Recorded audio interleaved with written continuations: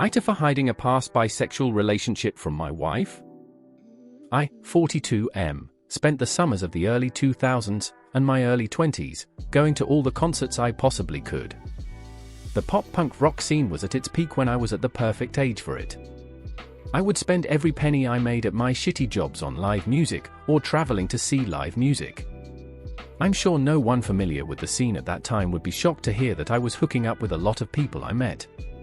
99.9% of said hookups were all with women, but the culture of nonconformity made experimentation feel easier and less daunting than it did in the real world.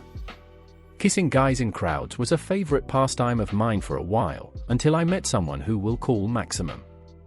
He and I immediately connected, and we spent the next 2 weeks or so attached at the hip. It's not something I could even accurately define as a relationship, hence the quotation marks in the title. It was just a very intense 2 weeks of us getting to know each other, going on road trips, and sort of falling in love while experiencing something we both loved. He told me he thought we were better as friends and wasn't sure he was really into dudes. It was the most profound hurt I had ever felt in my life, and it really shocked me. I had been in relationships before, real ones that included commitment and lasted for months, and I hadn't taken those breakups nearly so hard. He and I remained friends after I took some time to myself, but I never had another relationship with a man after that. It felt like that level of hurt was my warning sign to stay away. Now I'm old, married, and most of my music enjoyment these days comes in the form of me sitting at home listening with a glass of wine as opposed to sweltering, crowded venues or summer festival spaces. I have 2 amazing children and most of my time and brain power is spent focused on how I can be the best dad to them, and how to raise good humans in the scary world we live in right now. Max and I are still friends. He lives nearby with a lovely family of his own, and we see each other fairly often. His kids are friends with mine, our wives are friends. Recently, while going through some old stuff, I found old photos of Max and I in our eyeliner wearing heydays that had been tucked away. When his family came over, I pulled them out to show everyone. We had all had a bit to drink and Max said something along the lines of "It's us in our bisexual phase." I could tell my wife's demeanor changed, and once we were alone later that night, I was all but interrogated over it. I told her it was a brief 2-week fling, that I don't really identify as bisexual these days or when I met her, and that it didn't seem worth mentioning. She said I broke her trust by hiding this and that she needs time to think about things. This all happened on Friday night and things are still incredibly tense between us. I'd like some advice or reassurance or something. It wasn't something I was actively hiding, it just never came up. AITAH? Additional information from OOP. For most of our time together, we would fool around, but it was mostly over the clothes stuff. Things got more involved as the time went on. We were both inexperienced with men, so it wasn't exactly either of our best work, but learning together was fun and light-hearted.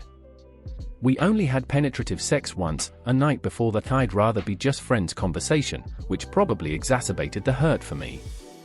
I think that's when it became more real for us both, and he noped out right after.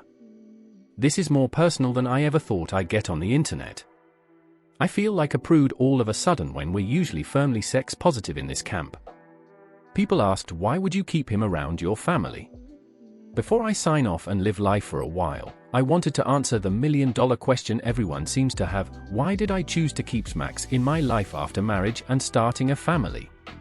And really, it's because he's just a cool dude. He is the summer breeze and sweats sticky skin under the sun.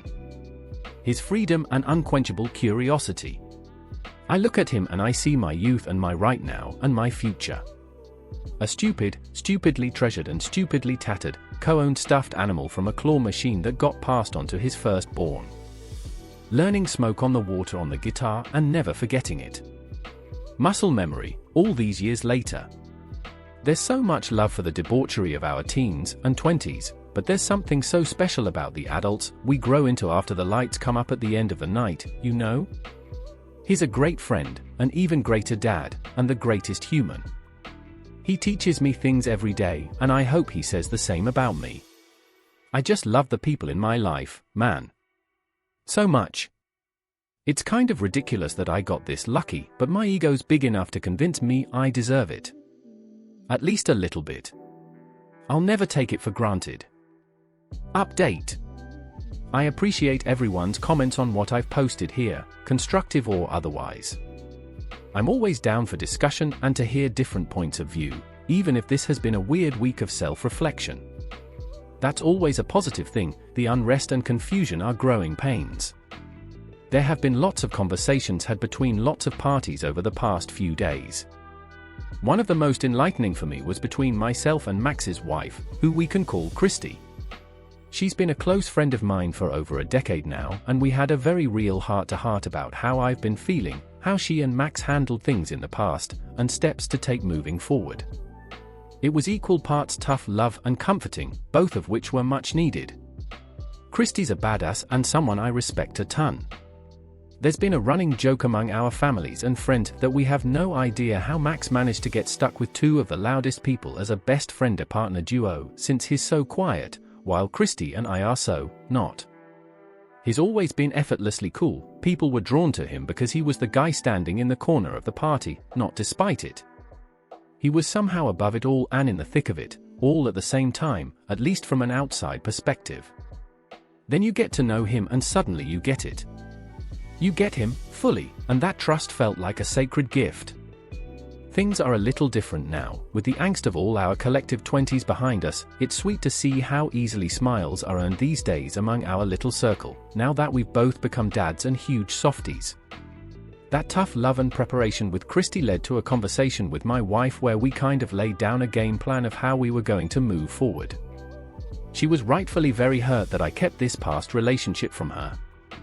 One of the first steps of this whole thing was me admitting that as many times as I told myself it just didn't come up, that wasn't exactly the truth. The only way for it to come up was for me to bring it up, and I avoided doing that. So, the course of action right now is starting couples therapy and individual therapy for me. I've got shit I need to talk about, and a third party, unbiased person sounds like a dream. So there you have it. No divorces or crazy curveballs. Just two people working through their shit. I'm very lucky to have so much unwavering support in my life. How special is it that I get to have two families instead of just one? There's twice the love, that's for sure. That's where the story ends. Please consider subscribing to keep up to date on this post and other daily Reddit content.